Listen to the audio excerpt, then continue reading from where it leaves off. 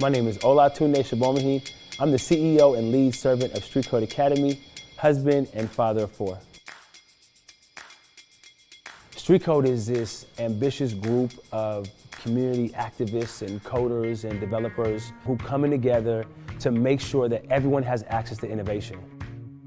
Yeah, I came to Silicon Valley in 1998. I immediately fell in love with East Palo Alto. It is left out of the broader growth that technology offered. Hack is coding, it's our foundation, but then there's hustle, which is the entrepreneurship, and design, which is the creativity. Together, those are the pieces that are needed in order for us to create our future.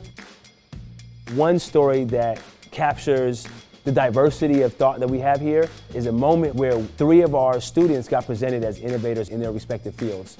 It started out with a 9-year-old. He was presented as a thought leader in animation. Simultaneously, an 80-year-old was presented as an expert in e-commerce. And then lastly was my son, 12 years old, as an expert in artificial intelligence. And we had this presence of greatness come in, Marshawn Lynch, who was a pioneer in our community. We captured that moment by taking his brand, Beast Mode, and our brand, StreetCode, and together creating Beast Code. Diversity to me is the innate quality of difference.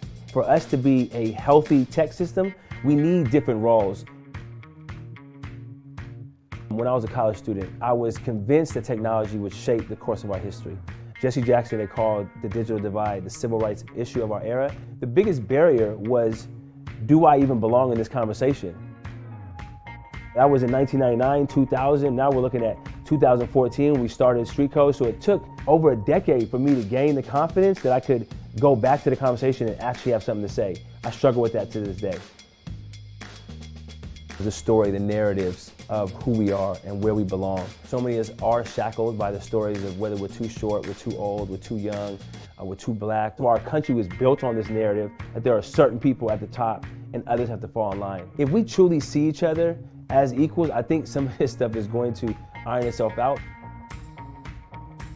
The criminal justice system in America is completely lopsided. 95% of prosecutors are white, 40% of the prison population is African Americans. These are lopsided numbers. Communities that be affected by criminal justice are going to be the communities that are going to find the solutions for criminal justice. And so let's equip everybody with these tools, and I think we'll start seeing problems being solved by the innovators that we have inside of our communities.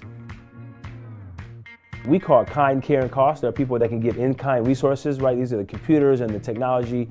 There's care, right? That's your time. How could I be a mentor to a student? And then there's cost. How could I help to subsidize the many costs that go into providing the free classes that we do? No question in my mind, East Palo Alto, California. Bitwise in Fresno, California, making innovators right in the middle of the valley from really untapped areas. I would want to be in multiple places at the same time, which means I'd be interviewing with you and in my classroom, my 7-year-old, hoping he's learning how to read. The best story written is going to be the story written about you, and so keep being you and go dominate. Absolutely. We have an 80-year-old coding, we have a 4-year-old coding. We are better than the worst things we did, so I think zero tolerance is thumbs down for everyone. Yes, absolutely. Everyone has the potential to be a leader. We're all activists. We all advocate for what we believe in, and so yes, we are all activists. Silicon Valley, the mindset is for everyone all over the planet, and I hope that Silicon Valley has representation from everyone. East Palo Alto is a small community. It could change the trajectory of history if we make the nation aware of what technology access could do